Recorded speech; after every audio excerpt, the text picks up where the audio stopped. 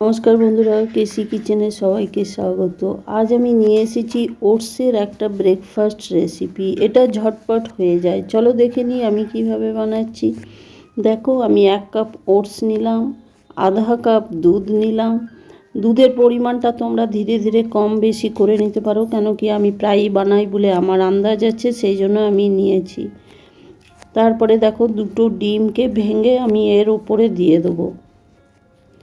তবে প্রথমে দুধটা অবশ্যই কম দিও, কেন কি এটা চামচ দিয়ে ঘুরিয়ে নেবার পরে বা কতটা তোমার হচ্ছে, ব্যাটারটা ঠিক হচ্ছে না সেটা আন্দাজ করে নিয়ে তবেই দুধটা দিতে হবে। দেখো, 2টো ডিমকে ফেটিয়ে আমি এটার মধ্যে ফাটিয়ে দেওয়ার পরে এটার মধ্যে দিয়ে কিছুক্ষণ আমি এটাকে ফেটিয়ে নেব। দুধ, ওটস আর ডিম।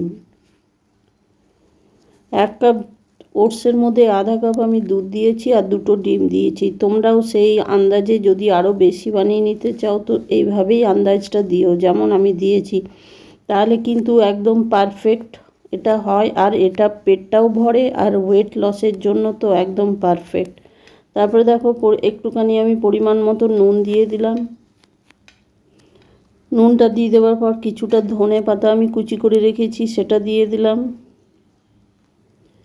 তোমরা এর মধ্যে চাইলে কিন্তু কাঁচা লঙ্কা বা আরও গাজরও গ্রেট করে দিতে পারো। তারপরে দেখো, 1 চামচ আমি গোলমরিচের গুঁড়ো টেস্টের জন্য দিয়ে দিলাম, আর হাফ চামচ আমি ম্যাগি মশলা দিয়ে দিলাম এটার মধ্যে। ম্যাগি মশলাটা তোমরা চাইলে স্কিপও করে যেতে পারো, সবসময় তো সব বাড়িতে সবসময় থাকেও না, তবে এটা আমি একটু টেস্ট বাড়ানোর জন্যই দিলাম।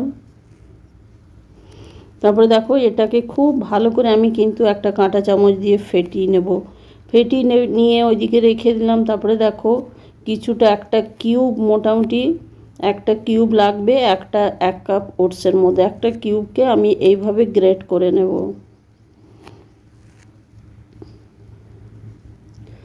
আমার রেসিপি যদি তোমাদের ভালো লেগে থাকে তো লাইক, শেয়ার ও কমেন্ট অতি অবশ্যই করে দিও। আর নতুন বন্ধুদের সাবস্ক্রাইব করার অনুরোধ রইল। দেখো, পুরো কিউব চিজটা আমি গ্রেট করে নিয়েছি। গ্রেট করে নিয়ে ওই ওটসের মধ্যে আমি এটা দিয়ে দেবো।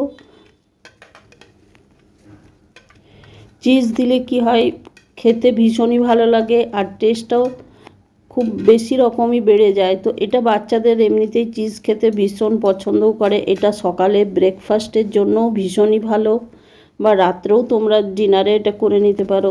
এটা কিন্তু ভীষণ পেটটা ভরে যায় আর ওয়েট লসের তো বলে মানে খুবই কম বলা হবে, ওয়েট লসের জন্যও ভীষণ ভালো। তারপরে দেখো, এদিকে একটা ফ্রাই প্যান আমি চড়িয়ে সামান্য তেল দিয়ে দিলাম।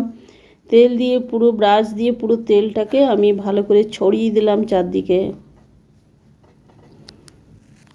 ওটসের তো নানা রকম রেসিপি তোমরা খেয়েছো, একদিন এইভাবে বানিয়ে খেয়ে দেখো, খুবই ভালো লাগবে।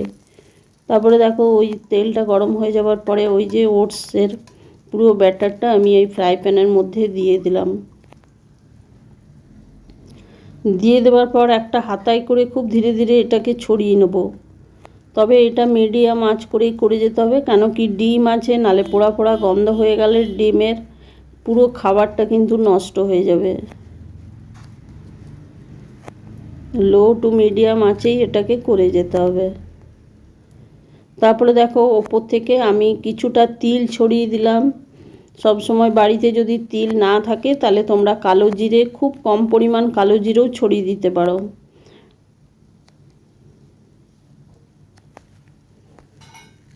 তিল দিলে কিন্তু খেতে টেস্টটা বেশি ভালো হয়। তারপরে দেখো, ঢাকা দিয়ে আমি লো টু মিডিয়াম আছে মোটামুটি 5 মিনিট এটা রেখে দিলাম। 5 মিনিট পরে দেখো, ঢাকা খুলে দেখাচ্ছি কত সুন্দরভাবে জিনিসটা আমার উঠে আসছে। প্রথমে সাইড থেকে একটু একটু উঠিয়ে নিতে হবে, না হলে অনেক সময় মাঝখানে যদি চিটে যায় তাহলে ছিঁড়ে যাওয়ার বা ভেঙে যাওয়ার ভয় থাকবে। দেখো কত সুন্দরভাবে এটা আমার উঠে গেল। তবে এটা উল্টানোর জন্য প্রথমে একটা প্লেটের মধ্যে নিয়ে নিতে হবে, নাহলে এটা ভীষণ প্যানকেক টাইপের, এটা ভারী হয় আর ভেঙে গেলে কিন্তু পুরো জিনিসটা নষ্ট হয়ে যাবে আর দেখতেও খারাপ হয়ে যাবে। দেখো, এটাকে আমি উল্টে দিলাম। উল্টে দেওয়ার পরে আবার ঢাকা দিয়ে 3-4 মিনিট এটা লো ফ্লেমে রেখে দিলাম। রেখে দেওয়ার পরে দেখো, আবার উল্টে আমি দেখাচ্ছি। দেখো কত সুন্দরভাবে জিনিসটা আমার উঠে এসেছে বা উল্টানো যাচ্ছে, ভেতরটাও আমার হয়ে গেছে, ওই জন্যই সম্পূর্ণভাবে এটা উল্টানো যাচ্ছে। আর ভেতরটা যদি কাঁচা থাকে তো কিছুতেই এটা এপিট ওপিট করে উল্টানো যাবে না।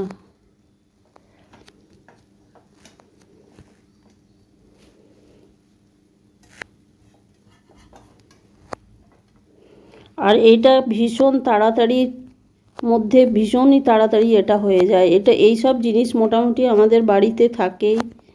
তারপরে দেখো এইটা একটা প্লেটের মধ্যে উঠিয়ে নিলাম, উঠিয়ে নিয়ে আমি একটুখানি কেটে তোমাদের দেখাচ্ছি। দেখো ভেতরটা কেমন সুন্দরভাবে হয়েছে।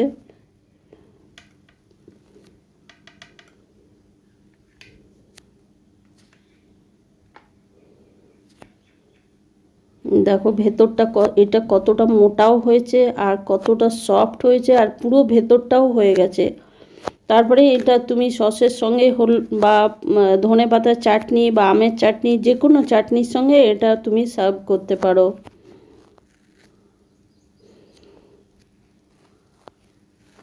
তোমরা ভালো থেকো, সুস্থ থেকো, ফিরে আসছি পরে কোনো রেসিপি নিয়ে। ধন্যবাদ।